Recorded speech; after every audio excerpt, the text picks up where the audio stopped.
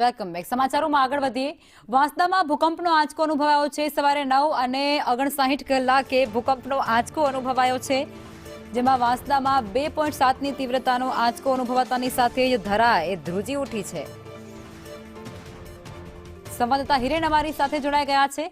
હિરેન, ભૂકંપનો આંચકો વાંસદામાં અનુભવાયો છે, વિગતો શું?